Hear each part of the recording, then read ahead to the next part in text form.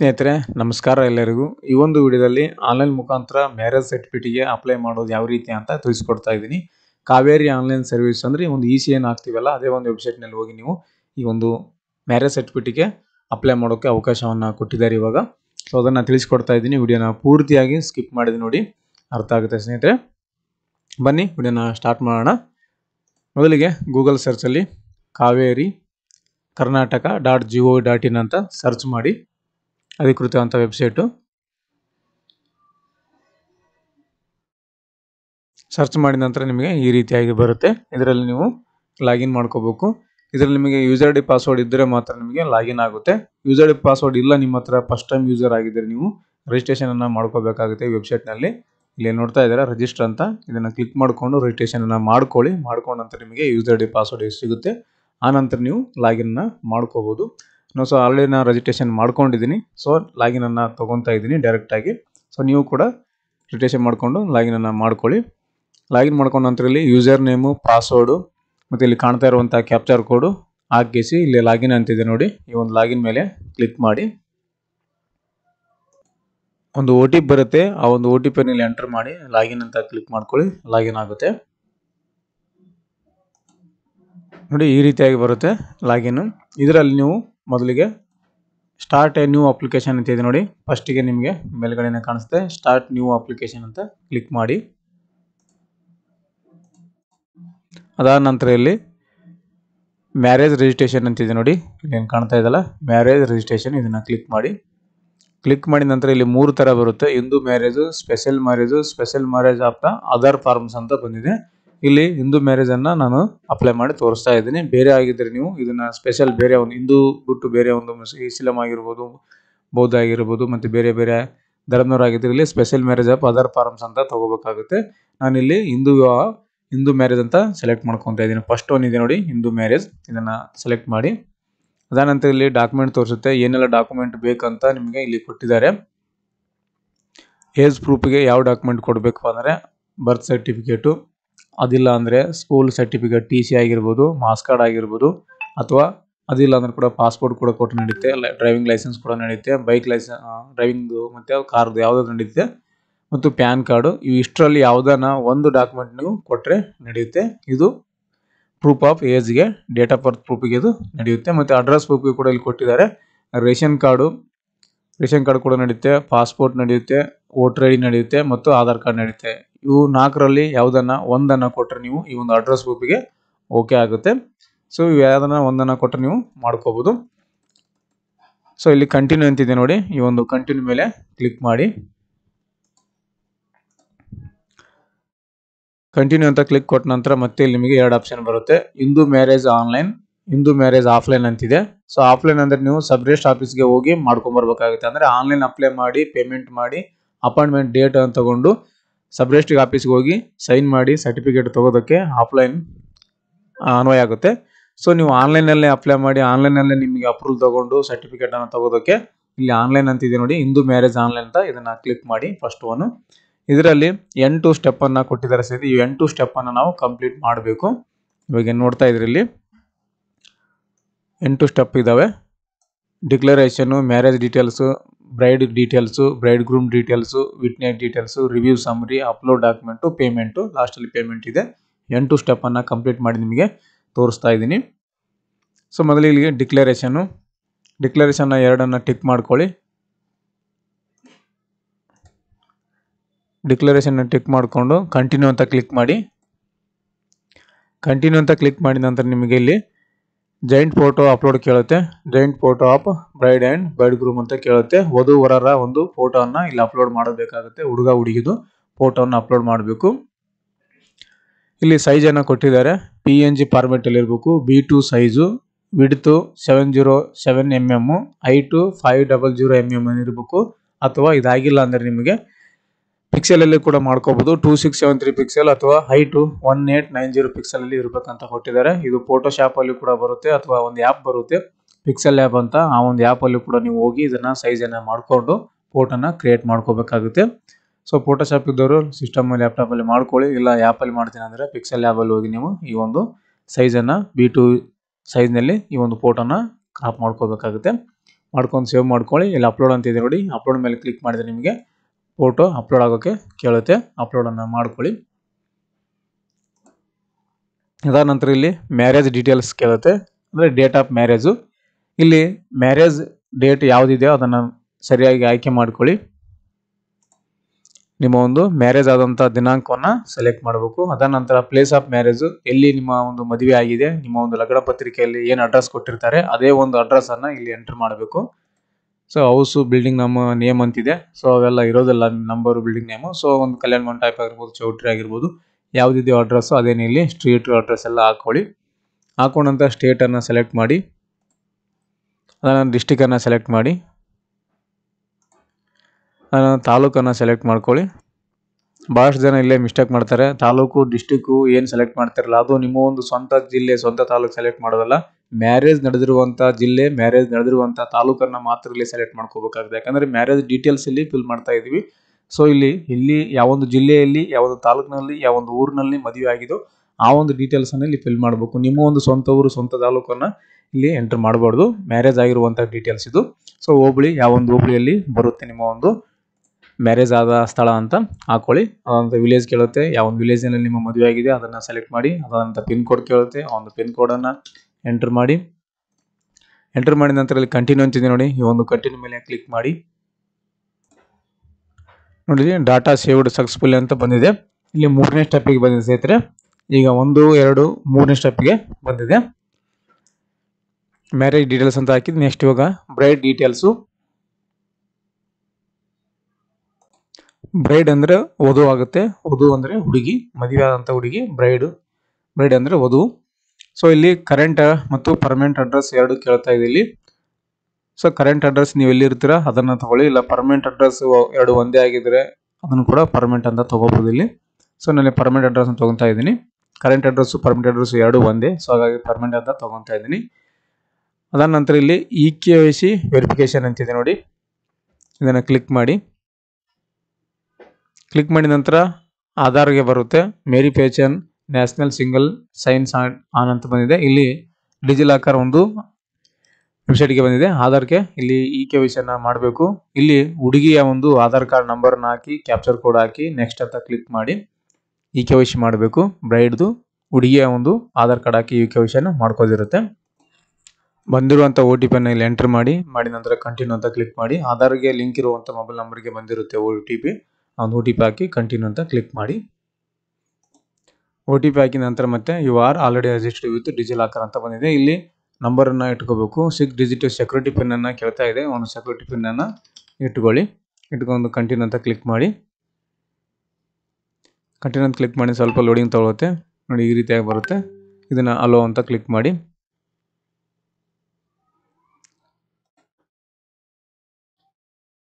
Server ಸ್ವಲ್ಪ busy ಇದೆ, so retry ಮಾಡ್ತಾ ಇದ್ದೀನಿ ನೋಡಿ, ಇಲ್ಲಿ ಬಂದಿದೆ. ಆಧಾರ್ನಲ್ಲಿ ಇರುವಂಥ ಡೀಟೇಲ್ಸ್ ಎಲ್ಲ ಫೇಚ್ ಆಗಿದೆ. ಇಲ್ಲಿ ನೋಡ್ತಾ ಇದ್ದೀರಾ, ಬ್ರೈಡ್ ಡೀಟೇಲ್ಸ್ ಫೇಚ್ಡ್ ಯೂಸಿಂಗ್ KYC ಅಂತ ಬಂದಿದೆ. ವಧುನ ಒಂದು ಡೀಟೇಲ್ಸು ಫೇಚ್ ಆಗಿ ಬಂದಿದೆ ಅಂತ ಕೊಟ್ಟಿದ್ದಾರೆ. ಹುಡುಗಿಯ ಡೀಟೇಲ್ಸ್ ಬಂದಿದೆ. ಇಲ್ಲಿ ಅನ್ಮ್ಯಾರಿಡ್, ಡಿವೋರ್ಸ್ಡ್, ವಿಧವ್ ಅಂತ ಇಲ್ಲಿ ಬಂದಿದೆ. Status of bride at the time of marriage ಅಂತ ಬಂದಿದೆ. ಇಲ್ಲಿ ಆಟೋಮೆಟಿಕ್ ಆಗಿ ಅನ್ಮ್ಯಾರಿಡ್ ಅಂತ ಸೆಲೆಕ್ಟ್ ಆಗಿದೆ. ಅದಾದ ನಂತರ ಇಲ್ಲಿ MRS ಅಂತ ತಗೊಳ್ಳಿ, ಮಿಸ್ಟ್ರೆಸ್ಸು. ಇಲ್ಲಿ ಆಟೋಮೆಟಿಕ್ ಫಸ್ಟ್ ನೇಮ್ ತೊಗೊಂಡಿದೆ ಆಧಾರ್ ಕಾರ್ಡ್ನಲ್ಲಿ ಬಂದಿರುವಂತೆ. ಲಾಸ್ಟ್ ನೇಮ್ ಇದ್ದರೆ ಲಾಸ್ಟ್ ನೇಮ್ ಹಾಕೊಳ್ಳಿ. ಡೇಟ್ ಆಫ್ ಬರ್ತ್ ಕೂಡ ಬಂದಿದೆ ಆಧಾರ್ ಕಾರ್ಡ್ನಲ್ಲಿರುವಂಥ ಪ್ರಕಾರ. ಅದಾದ ನಂತರ ಇಲ್ಲಿ ಮೊಬೈಲ್ ನಂಬರ್ ಕೇಳ್ತಾ ಇದೆ, ಮೊಬೈಲ್ ನಂಬರ್ ಹಾಕ್ಕೊಳ್ಳಿ. ಅದಾದ ನಂತರ ಇಮೇಲ್ ID ಕೇಳ್ತಾ ಇದೆ, ಇಮೇಲ್ ID ಕೂಡ ಎಂಟರ್ ಮಾಡಿ. ಅದಾದ ನಂತರ ಕರೆಂಟ್ ಅಡ್ರೆಸ್ ಕೇಳ್ತಾ ಇದೆ. ಕರೆಂಟ್ ಅಡ್ರೆಸ್ಸು ನಿಮ್ಮ ಒಂದು ಆಧಾರ್ ಕಾರ್ಡ್ನಲ್ಲಿ ಯಾವುದಿದೆಯೋ ಅದು ಇಲ್ಲಿ ಆಟೋಮೆಟಿಕ್ ಆಗಿ ಇಲ್ಲಿ ಬಂದುಬಿಟ್ಟಿದೆ ಕ್ಯಾಪ್ಚರ್ ಆಗಿ. ಸೊ ಅದಾದ ನಂತರ ಡಿಸ್ಟಿಕ್ ಸೆಲೆಕ್ಟ್ ಆಗಿಲ್ಲ ಅಂದರೆ ಡಿಸ್ಟಿಕನ್ನು ಸೆಲೆಕ್ಟ್ ಮಾಡ್ಕೊಳ್ಳಿ. ತಾಲೂಕು ಕೂಡ ಸೆಲೆಕ್ಟ್ ಮಾಡ್ಕೊಳ್ಳಿ. ಸೆಲೆಕ್ಟ್ ಆಗಿಲ್ಲ ಅಂದರೆ ಮಾಡ್ಕೊಳ್ಳಿ, ಸೆಲೆಕ್ಟ್ ಆಗಿದ್ದ ಅಂದರೆ ಅದನ್ನು ಹಾಗೆ ಬಿಡಿ.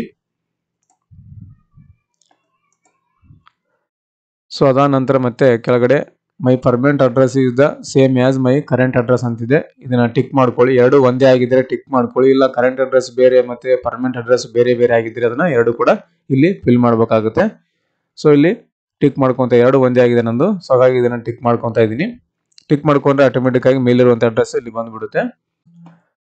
ಅದಾದ ನಂತರ ಇಲ್ಲಿ ಫಾದರ್ ಡೀಟೇಲ್ಸ್ ಕೇಳುತ್ತೆ. ಫಾದರ್ ಡೀಟೇಲ್ಸ್ ಇಲ್ಲಿ ಹುಡುಗಿಯ ಒಂದು ಫಾದರ್ ಡೀಟೇಲ್ಸ್. ಸೊ ಸೊಲ್ಯೂಷನ್ ಅಂತ ಕೇಳ್ತಾ ಇದೆ ಇಲ್ಲಿ. ಸಲ್ಯೂಟೇಷನ್ ಇಲ್ಲಿ ಶ್ರೀ ಅಂತ ತಗೋಬೇಕು. ತಂದೆಯ ಒಂದು ಮುಂದುಗಡೆ ಹೆಸರು, ಇಲ್ಲಿ ಫಸ್ಟ್ ನೇಮು ತಂದೆಯ ಹೆಸರು, ಲಾಸ್ಟ್ ನೇಮ್ ಇದ್ರೆ ಲಾಸ್ಟ್ ನೇಮು, ಮಿಡ್ಲ್ ನೇಮು ಮತ್ತು ಅದಾದ ನಂತರ ಮದರ್ ನೇಮ್ ಕೇಳ್ತಾ ಇದೆ. ಇಲ್ಲಿ ಸಲ್ಯೂಟೇಷನ್ನು SMT ಅಂತ ತಗೊಳ್ಳಿ, ಶ್ರೀಮತಿ. ಫಸ್ಟ್ ನೇಮು ತಾಯಿಯ ಹೆಸರು, ಮಿಡ್ಲ್ ನೇಮ್ ಇದ್ದರೆ ಲಾಸ್ಟ್ ನೇಮ್ ಇದ್ದರೆ ಹಾಕ್ಕೊಳ್ಳಿ. ಹಾಕೊಂಡು ಇಲ್ಲಿ ಕಂಟಿನ್ಯೂ ಅಂತ ಇದೆಯಲ್ಲ, ಕಂಟಿನ್ಯೂ ಮೇಲೆ ಕ್ಲಿಕ್ ಮಾಡಿ ಮತ್ತೆ ನೆಕ್ಸ್ಟ್ ಸ್ಟೆಪ್ಪಿಗೆ ಹೋಗುತ್ತೆ. ಇದು ಇಷ್ಟೊತ್ತು ಫಿಲ್ ಮಾಡಿದ್ದು ಬ್ರೈಡ್ ಹುಡುಗಿಯ ಒಂದು ಡೀಟೇಲ್ಸು, ವಧುನ ಒಂದು ಡೀಟೇಲ್ಸ್ ಹಾಕಿದ್ದೀವಿ. ಇವಾಗ ಅವರನ್ನ ಡೀಟೇಲ್ಸ್ ನೆಕ್ಸ್ಟ್ ಬರುತ್ತೆ ನೋಡಿ. ಇವಾಗ 4ನೇ ಸ್ಟೆಪ್ಪಿಗೆ ಬಂದಿದೆ. 4ನೇ ಸ್ಟೆಪ್ ಬ್ರೈಡ್ ಗ್ರೂಮ್ ಅಂತ ಬಂದಿದೆ. ಬ್ರೈಡ್ ಗ್ರೂಮ್ ಡೀಟೇಲ್ಸು, ವರನ ಒಂದು ಡೀಟೇಲ್ಸು. ಬ್ರೈಡ್ ಗ್ರೂಮ್ ಅಂದ್ರೆ ವರ, ಹುಡುಗನ ಒಂದು ಬ್ರೈಡ್ ಗ್ರೂಮ್ ಅಂತ ಕರೀತಾರೆ, ವರ ಅಂತ ಅರ್ಥ ಆಗುತ್ತೆ. ಇಲ್ಲಿ ಕೂಡ ಬ್ರೈಡ್ ಗ್ರೂಮ್ ಡೀಟೇಲ್ಸ್ ಅನ್ನ address, current address, permanent address ಎರಡು ಕೇಳ್ತಾ ಇದೆ. ಇಲ್ಲಿ ನಿಮಗೆ ಎರಡು ಒಂದೇ ಆಗಿದ್ರೆ ಪರ್ಮನೆಂಟ್ ಅಡ್ರೆಸ್ ಅಂತ ತಗೊಳ್ಳಿ. ಇಲ್ಲ ಪ್ರೆಸೆಂಟ್ ಇರುವುದು ಬೇರೆ ಊರು, ಅವ್ರ ಸ್ವಂತ ಊರು ಪರ್ಮನೆಂಟ್ ಅಡ್ರೆಸ್ ಬೇರೆ ಆಗಿದ್ರೆ ಅದನ್ನ ನೀವು ಕರೆಂಟ್ ಅಂತ ತಗೋಬೇಕಾಗುತ್ತೆ. ಸೊ ಇನ್ನೊಂದು ಎರಡು ಒಂದೇ ಆಗಿದೆ. ಸೊ ಇಲ್ಲಿ ಅಪ್ಲೈನ ಪರ್ಮನೆಂಟ್ ಅಂತ ತಗೊಂತಾ ಇದ್ದೀನಿ. ಇದು ಕೂಡ ಅಷ್ಟೇ, ಆಧಾರ್ ಕಾರ್ಡ್ ಹಾಕಿ ಈ KYC ಮಾಡಬೇಕು. ಹುಡುಗ ಹುಡುಗಿ ಆಧಾರ್ ಕಾರ್ಡ್ಗೆ ಮೊಬೈಲ್ ನಂಬರ್ ಕಂಪಲ್ಸರಿ ಲಿಂಕ್ ಇರಲೇಬೇಕು. ಇದ್ರೆ ಮಾತ್ರ ನೀವು ಅಪ್ಲೈ ಮಾಡೋಕ್ಕಾಗುತ್ತೆ, ಇಲ್ಲ ಅಂದ್ರೆ ಅಪ್ಲೈ ಮಾಡೋಕ್ಕಾಗೋದಿಲ್ಲ.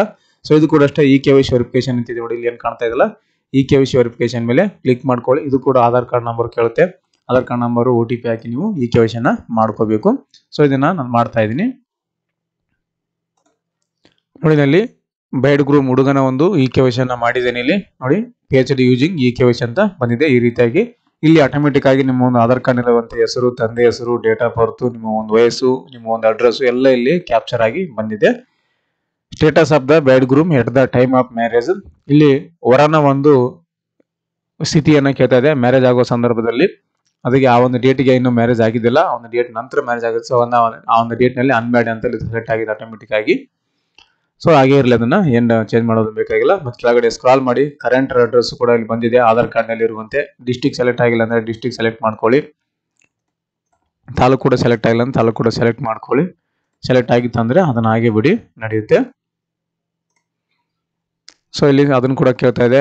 ಮೈ permanent address is same as the my current address ಅಂತ ಕೇಳ್ತಾ ಇದೆ. ಪರ್ಮನೆಂಟ್ ಅಡ್ರೆಸ್ ಮತ್ತೆ ಕರೆಂಟ್ ಅಡ್ರೆಸ್ ಎರಡು ಒಂದೇ ಆಗಿದ್ರೆ ಟಿಕ್ ಮಾಡ್ಕೊಳ್ಳಿ. ಮೇಲಿರುವಂತ ಅಡ್ರೆಸ್ ಇಲ್ಲಿ ಕೆಳಗಡೆ ಫಿಲ್ ಆಗಿ ಹೋಗುತ್ತೆ.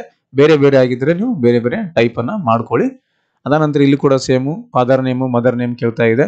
ಸೊ ಇಲ್ಲಿ ಕೂಡ ಅಷ್ಟೇ, ಹುಡುಗನ ಒಂದು ತಂದೆಯ ಹೆಸರು, ತಾಯಿಯ ಹೆಸರು ಎರಡು ಕೂಡ ಎಂಟರ್ ಮಾಡಿ ಮಾಡ್ಕೊಂಡು ಅಂತ ಇಲ್ಲಿ ಕಂಟಿನ್ಯೂ ಅಂತಿದೆ ನೋಡಿ. ಕಂಟಿನ್ಯೂ ಮೇಲೆ ಕ್ಲಿಕ್ ಮಾಡಿ ನೆಕ್ಸ್ಟ್ ಸ್ಟೆಪ್ಗೆ ಹೋಗುತ್ತೆ ನೋಡಿ. ಇಲ್ಲಿ ಡಾಟಾ ಸೇವ್ಡ್ ಸಕ್ಸಸ್ಫುಲ್ ಅಂತ ಬಂದಿದೆ. ಈ ರೀತಿಯಾಗಿ ಬರಬೇಕು ನೋಡಿ. ಇವಾಗ 5ನೇ ಸ್ಟೆಪ್ಗೆ ಬಂದಿದೆ. ವಿಟ್ನೆಸ್ ಡೀಟೇಲ್ಸ್, ಸಾಕ್ಷಿದಾರರ ಒಂದು ಇಲ್ಲಿ ಹಾಕೋದಿರುತ್ತೆ. ಇಲ್ಲಿ ವಿಟ್ನೆಸ್ ಡೀಟೇಲ್ಸ್ ಅಲ್ಲಿ ವಿಟ್ನೆಸ್ 1, ವಿಟ್ನೆಸ್ 2 ಅಂತ ಎರಡನ್ನ ಇಲ್ಲಿ ಮಾಡಿದ್ದಾರೆ ಸ್ನೇಹಿತರೆ. ವಿಟ್ನೆಸ್ ಅವರ ಒಂದು ಒಟ್ಟು 3 ವಿಟ್ನೆಸ್ ಅನ್ನ ತಗೋಬೇಕು. ಇಲ್ಲಿ 3 ವಿಟ್ನೆಸ್ ಅವರು ಆಧಾರ್ ಕಾರ್ಡ್ ಬೇಕಾಗುತ್ತೆ. ಸೊ ಇಲ್ಲಿ ಮೊದಲಿಗೆ ಫಸ್ಟ್ನೇ ಒಂದು ವಿಟ್ನೆಸ್ ಅನ್ನ ನಾವು ಎಂಟರ್ ಮಾಡ್ತಾ ಹೋಗೋಣ ನೋಡಿ. ಇಲ್ಲಿ ವಿಟ್ನೆಸ್ ಕೂಡ ಸಾಕ್ಷಿದಾರರ ಒಂದು ಕೂಡ ಆಧಾರ್ ಕಾರ್ಡ್ಗೆ ಮೊಬೈಲ್ ನಂಬರ್ ಲಿಂಕ್ ಇರಲೇಬೇಕು. ಯಾಕಂದ್ರೆ ಇಲ್ಲಿ ಕರೆಂಟ್ ಅಡ್ರೆಸ್, ಪರ್ಮನೆಂಟ್ ಅಡ್ರೆಸ್ ಕೇಳ್ತಾ ಇದೆ. ಸೊ ಇಲ್ಲಿ KYC ವೆರಿಫಿಕೇಶನ್ ಅಂತ ಕೇಳ್ತಾ ಇದೆ. ಯಾಕಂದ್ರೆ ಸಾಕ್ಷಿದಾರರ ಒಂದು ಆಧಾರ್ ಕಾರ್ಡ್ ಕೂಡ ಮೊಬೈಲ್ ನಂಬರ್ಗೆ ಲಿಂಕ್ ಇರಲೇಬೇಕು. ಅದು ಕೂಡ OTP ಬರುತ್ತೆ. ಸೇಮ್ ಹುಡುಗ ಹುಡುಗಿದು ವಧು ವರರ ಒಂದು ಯಾವ ರೀತಿ ನಾವು KYC ಮಾಡಿದ್ವಿ, ಇವ್ರದ್ದು ಕೂಡ ಆ ರೀತಿ ಮಾಡಬೇಕು. ವಿಟ್ನೆಸ್ 1, ವಿಟ್ನೆಸ್ 2, ವಿಟ್ನೆಸ್ 3 3 ಸಾಕ್ಷಿದಾರರ ಒಂದು ಆಧಾರ್ ಕಾರ್ಡ್ಗೆ ಮೊಬೈಲ್ ನಂಬರ್ ಲಿಂಕ್ ಇರಲೇಬೇಕು. ಸೊ ಇಲ್ಲಿ KYC ವೆರಿಫಿಕೇಶನ್ ಅನ್ನು ಮಾಡ್ಕೊಂಡು, ಯಾಕಂದ್ರೆ ಇಲ್ಲಿ ಮ್ಯಾನುವಲ್ ಆಗಿ ಕೂಡ ತುಂಬಬಹುದು. ನಾವು ಇಲ್ಲಿ ಏನು ನೋಡ್ತಾ ಇದ್ದೀರಾ, ಮ್ಯಾನುವಲ್ ಆಗಿ ಕೂಡ ಫಿಲ್ ಮಾಡ್ಕೋಬಹುದು. OTP ಇಲ್ಲ ಅಂದ್ರೆ ಕೂಡ ಮ್ಯಾನುವಲ್ ಆಗಿ ಕೂಡ ನಾವು ಫಿಲ್ ಅಪ್ ಅನ್ನ ಮಾಡ್ಕೋಬಹುದು. ನೀವು ತುಂಬೋದು ಸುಮ್ಮನೆ ಯಾಕೆ ಡೈರೆಕ್ಟ್ KYC ಮಾಡೋಣ ಅಂದ್ರೆ KYC ವೆರಿಫಿಕೇಶನ್ ಅಂತ ಕ್ಲಿಕ್ ಮಾಡಿದ್ರೆ ನಿಮಗೆ ಆಧಾರ್ ಕಾರ್ಡ್ ಡೀಟೇಲ್ಸ್ ಕೇಳುತ್ತೆ. ಅಲ್ಲಿ ಹಾಕಿ ನೀವು OTP ಹಾಕಿ ನೆಕ್ಸ್ಟ್ ಅಂತ ಕೊಟ್ಟರೆ ಅವ್ರ ಹೆಸರು, ತಂದೆ ಹೆಸರು, ಡೇಟ್ ಆಫ್ ಬರ್ತ್ ಎಲ್ಲ ಆಟೋಮೆಟಿಕ್ ಆಗೋದು ತಾನೇ ಫಿಲ್ ಅಪ್ ಆಗಿಬಿಡುತ್ತೆ. ಸೊ ಇಲ್ಲಿ ಮ್ಯಾನುವಲ್ ಕೂಡ ಮಾಡ್ಕೋಬಹುದು. ನಾನಿಲ್ಲಿ ವಿಟ್ನೆಸ್ ಅವರ ಒಂದು ಆಧಾರ್ ಕಾರ್ಡ್ ಅನ್ನು ಇಲ್ಲಿ ನಂಬರ್ ಹಾಕಿ KYC ಮಾಡ್ತಾ ಇದ್ದೀನಿ. ನಿಮಗೆ ಬೇಕಾದ್ರೆ KYC ಮಾಡ್ಕೋಬಹುದಿಲ್ಲ, ಡೈರೆಕ್ಟ್ ಆಗಿ ಮ್ಯಾನುವಲ್ ಆಗಿ ಎಂಟ್ರಿ ಮಾಡ್ತಿದ್ರೆ ಎಂಟ್ರಿನ ಮಾಡ್ಕೊಳ್ಳಿ ನೋಡಿ. ನಾನು ಇಲ್ಲಿ ವಿಟ್ನೆಸ್ 1ದು KYC ಮಾಡಿದ್ದೀನಿ. ಹೆಸರು, ಗಂಡನ ಹೆಸರು, ಡೇಟ್ ಆಫ್ ಬರ್ತ್, ಅಡ್ರೆಸ್ ಎಲ್ಲ ಇಲ್ಲಿ ಆಟೋಮೆಟಿಕ್ ಆಗಿ ಬಂದಿದೆ. ಮುಂದೆ ಸ್ವಲ್ಪ ಹೈಡ್ ಮಾಡಿದ್ದೀನಿ, ತೋರಿಸೋ ಆಗಿಲ್ಲ. ಸೊ ಇಲ್ಲಿ ಪರ್ಮನೆಂಟ್ ಅಡ್ರೆಸ್, ಕರೆಂಟ್ ಅಡ್ರೆಸ್ ಎರಡು ಒಂದೇ ಅಂತ ಕೇಳ್ತಾ ಇದೆ. ನಾನು ಟಿಕ್ ಮಾಡ್ಕೊಳ್ಳಿ. ಟಿಕ್ ಮಾಡ್ಕೊಂಡ್ರೆ ಎರಡು ಕೂಡ ಆಟೋಮೆಟಿಕ್ ಆಗಿ ಬಂದ್ಬಿಡುತ್ತೆ. ಇಲ್ಲಿ I am the related to, ಇಲ್ಲಿ ಒಂದು ಆಪ್ಷನ್ ಅನ್ನು ಕೊಟ್ಟಿದ್ದಾರೆ. I am the related to the bride groom or bride ಅಂತ ಕೊಟ್ಟಿದ್ದಾರೆ. ನಾನಿಲ್ಲಿ ವಧು ಅಥವಾ ವರನಿಗೆ ಸಂಬಂಧಿ ಆಗ್ಬೇಕು ಅಂತ ಇಲ್ಲಿ ಕೊಟ್ಟಿದ್ದಾರೆ. ವಿಟ್ನೆಸ್ 1 ಯಾರಿಗೆ ಸಂಬಂಧಿ ಆಗ್ಬೇಕು ಅಂತ ಒಟ್ಟು 3 ವಿಟ್ನೆಸ್ ಇರುತ್ತೆ. 3 ವಿಟ್ನೆಸ್ ಸಂಬಂಧವನ್ನು ಕೊಡಬೇಕಾಗುತ್ತೆ. ಇಲ್ಲಿ ಬ್ರೈಡ್ ಗ್ರೂಮ್ ವರನಿಗೆ ಸಂಬಂಧಿ ಆಗಿದೆಯಾ ಅಥವಾ ಬ್ರೈಡ್ ದ ಬ್ರೈಡ್ ಅಂದ್ರೆ ವಧುಗೆ ಸಂಬಂಧ ಇದೆಯಾ, ಯಾವ್ದನ್ನ ಒಂದನ್ನ ಇಲ್ಲಿ ಸೆಲೆಕ್ಟ್ ಮಾಡ್ಕೋಬೇಕು. ಹುಡುಗನಿಗೆ ಸಂಬಂಧ ಆಗಿದ್ರೆ ಬ್ರೈಡ್ ಗ್ರೂಮ್ ಅಂತ ತಗೊಳ್ಳಿ. ಹುಡುಗಿಗೆ ಅವರು ಸಂಬಂಧ ಆಗಿದ್ರೆ ಫಸ್ಟ್ ವೀಕ್ನೆಸ್ ಅವ್ರು ಬ್ರೈಡ್ ಅಂತ ಸೆಲೆಕ್ಟ್ ಮಾಡ್ಕೊಳ್ಳಿ. ನಾನಿಲ್ಲಿ ಹುಡುಗನಿಗೆ ಸಂಬಂಧ ಇದೆ, ಸೊ ಹಾಗಾಗಿ ಬ್ರೈಡ್ ಗ್ರೂಮ್ ಅಂತ ಅಂತ ಇದೀನಿ. ಅದಾದ ನಂತರ ಇಲ್ಲಿ ಸ್ಪೆಸಿಫೈ ದ ರಿಲೇಷನ್ ಅಂತ ಕೇಳ್ತಾ ಇದೆ. ಸ್ಪೆಸಿಫೈ ರಿಲೇಷನ್ ಏನಾಗಬೇಕು ನೋಡಿ. ಮದರ್, ಅಂಟು, sister, nice, others, friend, grand mother, ಇಲ್ಲಿ ಮೆಟರ್ನಲ್ ಗ್ರ್ಯಾಂಡ್ ಮದರ್ ಅಂತ ಕೇಳ್ತಾ ಇದೆ. ಇಲ್ಲಿ ಮದರ್ ಅಂತ ತಗೊಂಡಿದ್ದೆ ನಾನು. ಇಲ್ಲಿ ನಿಮಗೆ ಇಷ್ಟರಲ್ಲಿ ಯಾವ್ದನ್ನ ಒಂದನ್ನು ನೀವು ಸಂಬಂಧಿಸಿದ್ದು ಹಾಕೋಬಹುದು. ಹಾಕೊಂಡ ನಂತರ ಇಲ್ಲಿ ಸೇವ್ ವಿಟ್ನೆಸ್ 1 ಡೀಟೇಲ್ಸ್ ಅಂತಿದೆ ನೋಡಿ. ಇಲ್ಲಿ ಸೇವ್ ವಿಟ್ನೆಸ್ 1 ಡೀಟೇಲ್ಸ್ ಅನ್ನ ಕ್ಲಿಕ್ ಮಾಡಿ ನಿಮಗೆ ಈ ಒಂದು ವಿಟ್ನೆಸ್ 1 ಸೇವ್ ಆಗುತ್ತೆ ಸಕ್ಸಸ್ಫುಲಿ ಅಂತ ಬಂದಿದೆ.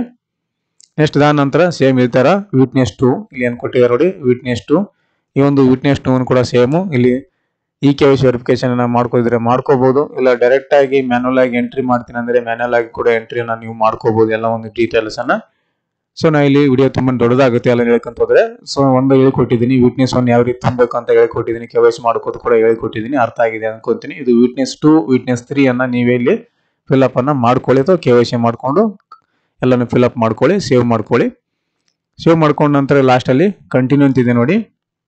ಇಲ್ಲಿ ಲಾಸ್ಟ್ ಒಂದು ಆಪ್ಷನ್ ಇದೆ ನೋಡಿ.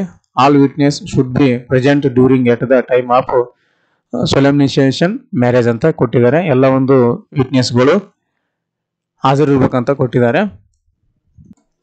ಇದರ ಅರ್ಥ all witness should be present during the time of the solemnization ಅಂದ್ರೆ ಇಲ್ಲಿ ಸಮಾರಂಭಕ್ಕೆ ನೀವು ಇರಬೇಕು. ಎಲ್ಲರೂ 3 ವಿಟ್ನೆಸ್ಗಳು ಇಲ್ಲಿ ಇರ್ಬೇಕಂತ ಇದನ್ನ ಟಿಕ್ ಮಾಡ್ಕೊಳ್ಳಿ. ಸೊಲೆಮ್ನೈಸೇಷನ್ ಅಂದ್ರೆ ಸಮಾರಂಭ ಅಂತ ಆಗುತ್ತೆ. ಇದಕ್ಕೆ ಈ ಸಮಾರಂಭಕ್ಕೆ 3 ಸಾಕ್ಷಿಗಳು ಹಾಜರಿರ್ಬೇಕಂತ ಅರ್ಥ ಆಗುತ್ತೆ ಅಂತ ಕ್ಲಿಕ್ ಮಾಡಿ ನೆಕ್ಸ್ಟ್ ಸ್ಟೆಪ್ಗೆ ಹೋಗುತ್ತೆ ನೋಡಿ. ಇಲ್ಲಿ 6ನೇ ಸ್ಟೆಪ್ಗೆ ಬಂದಿದ್ದೀವಿ. ಇವಾಗ ವಿಟ್ನೆಸ್ ಡೀಟೇಲ್ಸ್ ಫಿಲ್ ಆದ ನಂತರ ಇವಾಗ 6ನೇ ಸ್ಟೆಪ್ ರಿವ್ಯೂ ಸಮರಿ. ಇಲ್ಲಿ ಇಷ್ಟೊತ್ತು ಏನು ಫಿಲ್ ಮಾಡಿದ್ವಿ ನಾವು ಅವೆಲ್ಲ ಮತ್ತು ರಿವ್ಯೂ ಅನ್ನ ಮಾಡ್ಕೋಬೇಕು. ಮತ್ತೆ ಇಲ್ಲಿ ಸೆಲೆಕ್ಟ್ ಸಬ್ ರಿಜಿಸ್ಟರ್ ಆಫೀಸ್ ಅಂತ ಬಂದಿದೆ. ಇಲ್ಲಿ ನೋಡಿ ಸೆಲೆಕ್ಟ್ ಸಬ್ ರಿಜಿಸ್ಟರ್ ಆಫೀಸ್.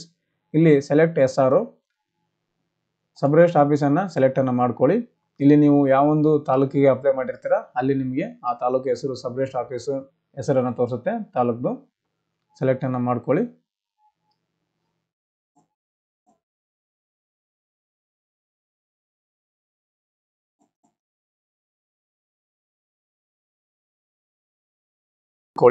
ನೋಡ್ಕೊಂಡ ನಂತರ ಲಾಸ್ಟ್ ಡಿಕ್ಲರೇಷನ್ ಅಂತಿದೆ. ಈ ಒಂದು ಡಿಕ್ಲರೇಷನ್ ಮೇಲೆ ಕ್ಲಿಕ್ ಮಾಡಿ. ಕ್ಲಿಕ್ ಮಾಡ್ಕೊಂಡು view form 1 and form 1A ಅಂತ ಇಲ್ಲಿ ಬಂದಿದೆ. ಇದ್ರ ಮೇಲೆ ಕ್ಲಿಕ್ ಮಾಡ್ಕೊಳ್ಳಿ. ಕ್ಲಿಕ್ ಮಾಡ್ಕೊಂಡ ನಂತರ ನೋಡಿ ಪ್ಲೀಸ್ ಸೆಲೆಕ್ಟ್ SR ಅಂತ ಬರ್ತಾ ಇದೆ. ಮೇಲ್ಗಡೆ SR ಸೆಲೆಕ್ಟ್ ಆಗ್ತಾ ಇಲ್ಲ, ಯಾಕಂದ್ರೆ ಸ್ನೇಹಿತರೆ ಇಲ್ಲಿ ಎನೇಬಲ್ ಆಗಿಲ್ಲ ಅಂತ ಬರ್ತಾ ಇದೆ ನೋಡಿ.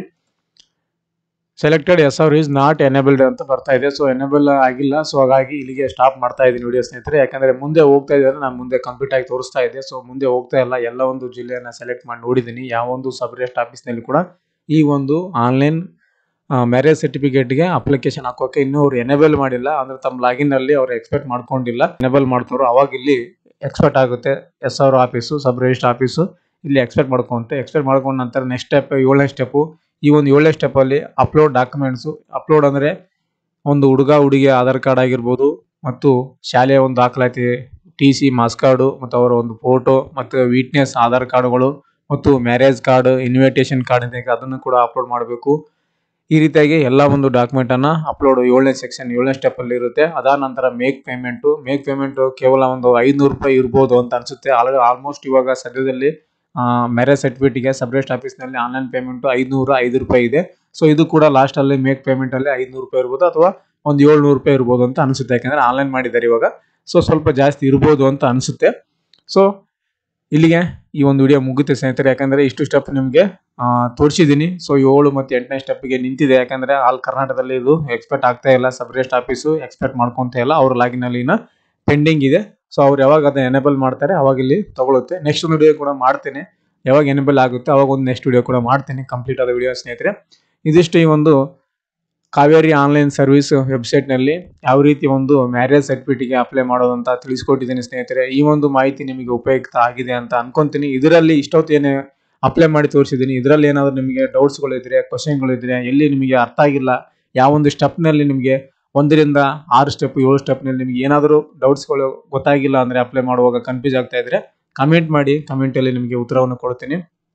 ಪ್ರತಿಯೊಂದು ಒಂದು ಆನ್ಲೈನ್ ಅಪ್ಲಿಕೇಶನ್ ನಿಮಗೆ ಹಾಕಿ ತೋರಿಸ್ತೀನಿ. ಯಾವುದೇ ಥರ ಬೇರೆ ಒಂದು ಆನ್ಲೈನ್ ಸೆಂಟ್ರಿಗೆ ಹೋಗಿ ಹೊರಗಡೆ ಹೋಗಿ ದುಡ್ಡು ಕೊಟ್ಟು ಹೋಗಬೇಡಿ. ವಿಡಿಯೋನ ಕಂಪ್ಲೀಟಾಗಿ ನೋಡಿಕೊಂಡು ಅರ್ಥ ಮಾಡ್ಕೊಳ್ಳಿ.